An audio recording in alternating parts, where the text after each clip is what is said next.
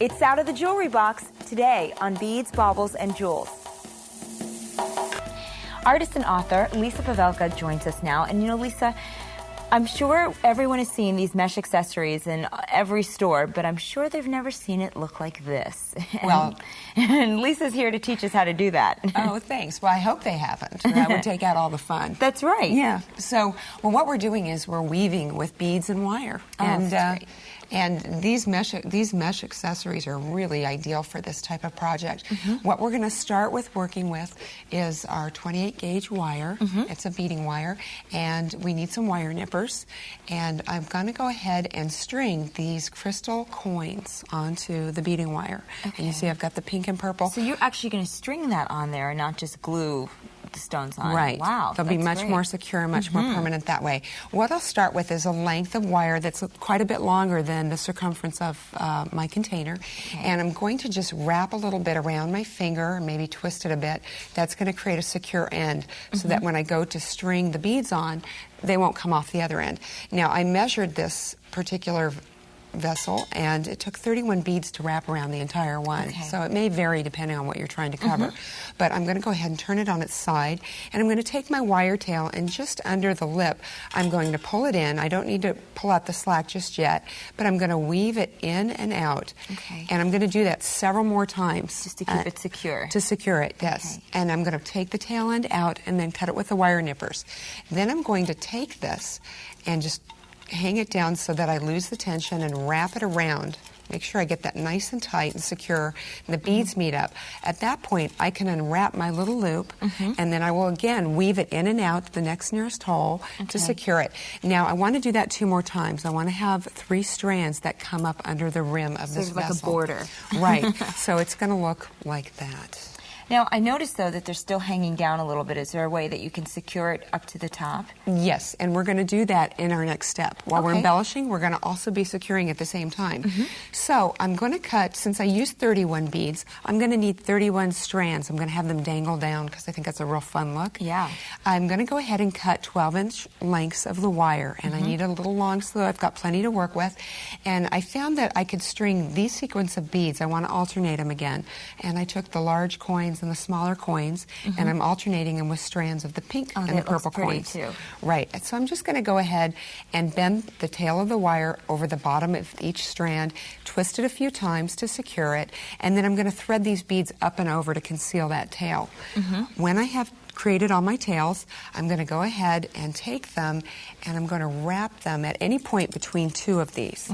I'm going to pull it tight, and I'm going to bring the tail end up through the next nearest hole. You can find it. Sometimes it's fun to work with this if you've got magnification. It makes it a little easier. But again, I'm going to wrap this around several more times around this very first strand. But then I'm going to bring it up and under and over the next strand. And that's what's going to secure the 3 on the Exactly. top. So it's just kind of like sewing, but with wire.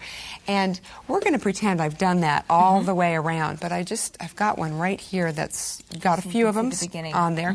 But once I have the whole vessel finished as far as my stranding goes, I'm going to embellish it a little bit further. I have these really fun aluminum roses in great different colors, and oh, thanks. I know they really caught my eye, and I knew I had to use them with this. So I'm going to attach them with a 2-part epoxy. A lot of people are a little intimidated by 2-part epoxy, but it's not hard to use, and it's very, very strong. You see that double syringe and right. So we're just going to squeeze a little bit out. This is a 5-minute setting epoxy, and I just want to squirt out a little at a time. This sets up very fast, so I don't want to use more glue than I'm going to need. And you just mix it with a toothpick on a piece of foil or cardstock, and once it's mixed really well, I'm going to apply it to the rim. Now, since this rim has a little bit of a curvature on it, I don't want to put my roses on just yet, because if I do that, they may slide inward.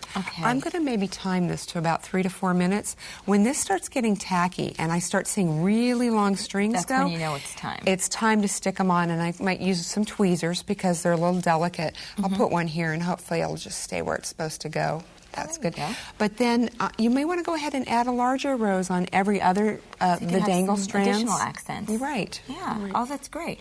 Let's take a look at the final product. And you know what, Lisa? Those roses did add so much to it, and I wouldn't think that they would could add any more, but it looks great. They are fun, aren't they? Mm-hmm. Yeah. And you brought some other variations, and we're going to start over here where you have the roses sort of under the border. Right, and it's just under the same. lip, I should say. Mm-hmm. It's the same vessel we started with, and you see actually two variations.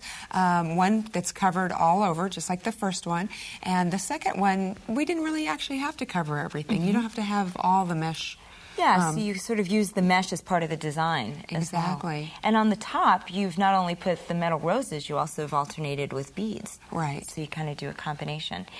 And then the other mail holder, that's adorable. Right. Again, another good example of how you don't have to cover everything. So you could, it can be a very quick project, a nice gift idea. Mm-hmm. So you can have a lot of fun with it. And you could actually use that beads to spell something out. Mm-hmm. You know, maybe even someone's name, too, if you're giving it as a gift to someone. Yeah. That would be good.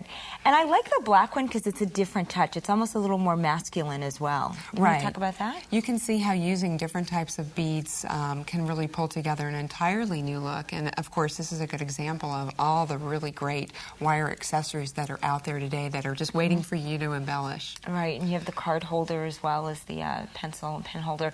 But you're not limited to office supplies. I mean, I love that red and white, the basket that you did. That would be great. It's just, you know, something in the dining room or living room. Right. And you could take it outside, too. Oh. You see the little pots and shells. It doesn't just have to be beads. Now, what did you do with the smaller pot? Is that wire that's just kind of woven through? Right, right. That's a little looser feel, just a fun freeform decorative effect using specialty beads. Right. So you can get something that would accentuate the plant that you put inside the pot. And also accessories. Right. Have a nice fun purse to take out.